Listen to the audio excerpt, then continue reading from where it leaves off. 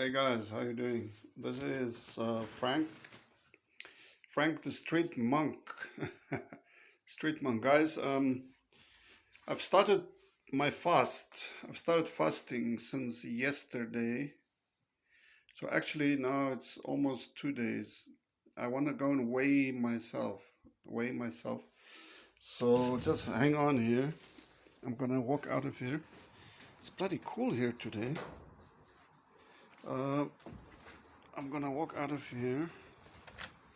So the name of my channel, Street Monk, that'll give you guys an indication what it's all about. So obviously it's all about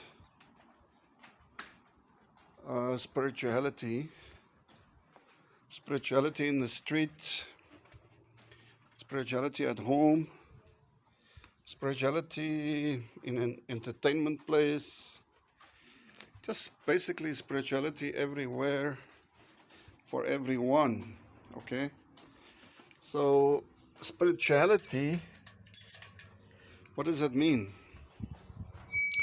Well, actually, in my opinion, spirituality it's not really all. It's not much to do with religion as such.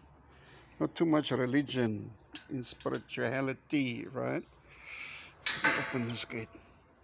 I want to go and weigh myself. I think there's a scale here. I just want to check it out. Oh, okay. Yep, there is a scale, guys. So let's see. Oh, let me just see here quick. I cannot change the angle here. That's weird. But anyway, I'm on the scale now. Wow, I'm exactly 100 kilos. So, like I said, I've started fasting since yesterday. So today is the second day. And so it's going for about 48 hours, okay? So why am I fasting? What is the purpose of fasting? Okay, there is a health purpose, guys. There is a health purpose. I'm weighing exactly 100 kilos now. 100. So who knows how much weight can I lose? So there is a health purpose there, losing weight. The other thing, if you guys see here on my cheek, right here, it's like and even here, it's just like it's been bugging me now for a long time, more than about a year or more, and it's like precancerous skin condition, and it keeps peeling. So I want to see how these two patches of skin, how they're gonna react to fasting, only water. So yeah, that's gonna be something really interesting. I better close this door now. Wow, I'm 100 kilos. 100 kilos. Say hello. No. Okay, this is the lovely Angel, guys. If you don't know her, she is with me here in the room. So okay, then so these two marks here, this one here under my eye and this one here on my cheek, I want to see if they will somehow react in a positive manner to fasting. The third thing, so it's the weight loss, it's the two spots here, and there's another thing. I have found that over the last, I don't know how many months, guys, I keep forgetting things, you know. My memory has really been quite severely impacted. I have this memory loss, especially names. Names. I often cannot remember names. And okay, I mean, I know what you guys thinking. If you get a bit older, then maybe that's the natural outcome. But I'm 57, 57 now, and I think it's a bit too early for me to suffer from memory loss. Although, mind you, I've had quite a few very heavy knocks on my head, on the back of my head, on the side of my head. Um, I took quite a few very serious blows. I've been unconscious quite a few times, so I don't know if it's brain damage as well. I'm sure it is brain damage. So these are the things that I'm looking to to see what kind of influence a fast. Only water, by the way, guys. Only water. No food, no fruit, nothing. Only water fast. So I'm into my second day already. It's very hard. The second day is really hard.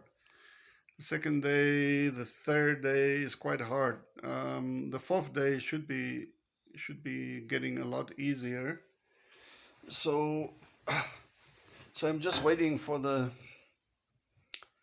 fourth day now. So tomorrow will be the third day if I can hang on. Angel, what are you doing, baby? Huh? Are you putting the? I don't know what she's doing there, but what's going on, Annie? Anyway, so guys, yeah. So this is my first episode of Street Monks, and we're gonna do some really crazy stuff, like enlightening moments of enlightenment. And I want to share with you guys everything that I think or do or say or write or stuff like that. Um, a quick little background. Uh, you know, I kind of discovered Buddhism or Taoism in 1983, 83, after matric. I found a little book, the Tao Te Ching. It's considered to be the world's oldest book, written by Lao Tzu. And I read it, I found it in Afrikaans in a library in Uppington. And I read it, I was about 17. This was just before I went to the army. So when I came out of the army, I read the book again. It's a short book, the Tao Te Ching, the Tao, Tao. They write it, but it's pronounced Tao, Tao. But anyway, so that book fascinated me for no end, And in the end, at the age of 24, I decided I'm going to go to Taiwan. And I arrived in Taiwan on my 25th birthday. So the first year I was in Taiwan, I didn't really do anything spiritual at all. I was just partying and going crazy. However, at the end of 1991, 92, I was in London. 93, I was back in Taiwan. And on my first day, I met this guy, Chinese, Taiwanese, Chinese. He called himself Charlie. Charlie.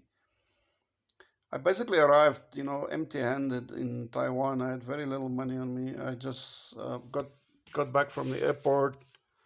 I was just walking around, and I went down this. I heard music from a downstairs sort of place. So I went down there, and then I heard a voice shouting, "I am the grandfather of all baboons." And then when I came downstairs, there was a pool table. There was this older Chinese gentleman, and he walked up to me and he said, "Where are you from?" In English, and I said, "South Africa." And he's like, "Oh, I told you, I'm the grandfather of all baboons." Ah! So that's how I met Charlie. Charlie was this weird guy, and he took me to a room on his motorbike, and we chatted. We chatted. He asked me, "What am I doing?" I told him I came there because I'm interested in Buddhism. I want to learn about Buddhism. So he said, "Okay, just wait for me here." The next day, he came back and he brought me a little wooden Buddha. It was a couple of feet high, and he gave it to me. And then, so he took me out for somewhere to eat, and we drank some beer and stuff. And then later in the evening, we came back. Anyway, he said that he would introduce me to a Japanese guy. This Japanese guy apparently was a ninja, a real ninja. And then this guy could kill me with one finger, he said. That's what he said. And but I already bought the newspaper that day, and I found a job way down south, in the south of Taiwan, Changhua. So, but I had no money to go there. So at the end of our conversation, I asked him for a little bit of money, and he gave me 1,000 pesos, not pesos, Taiwan dollars. And I said, okay, fine, I will let you know what's happening. He gave me his beeper, BB machine number. So in the end, I got down to the next day. I went down by bus to Changhua and started working immediately in the school. They gave me a room. Everything was fine. A couple of months later, or I called Charlie again on the beeper. He called me back, and I told him the number, the house number, that there's a phone in the house. And that was in 93. So one day somebody called me and he said, I am Mario. You come to Taichung, a nearby city. And I was totally shocked. I was like, oh, okay, I have to go. So I took a train. Did I take a train or I had a motorbike? Now let me try and think. Sure, I think I had a motorbike. Or yeah, I had a motorbike. So I took a motorbike. I went to Taichung. I went to the station where he said we should meet, and there was a lot of people there, and it was just crazy. So I called his beeper, and he well, remember there was no cell phones, huh?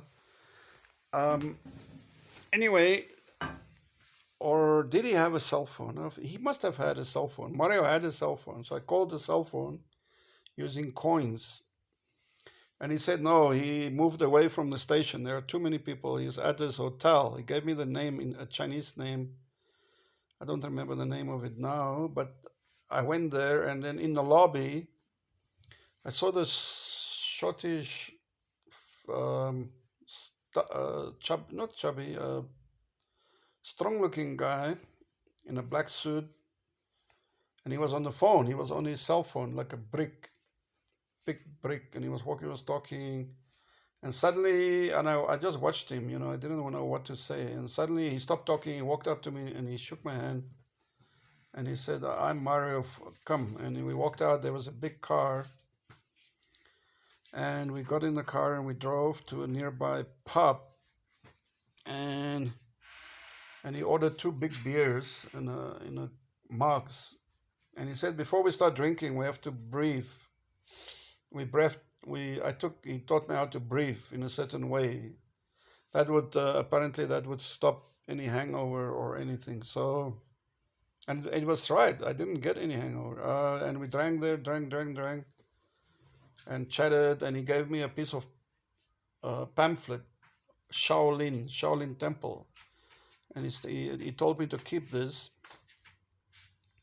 So that was in the year 1993, guys. I met Mario, the ninja, the Japanese ninja, and I stick with him for the next 16 years, basically till he died.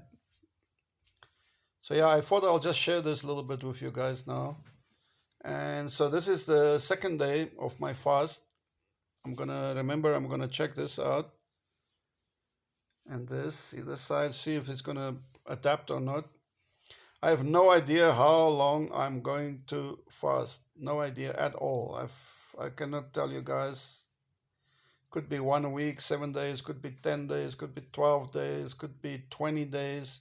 My longest previous fast was 18 days. 18. I would love to improve on that. I would love to go to 20, 21, or 25 or 30 days. But it's very hard to say right now. Very, very hard, guys.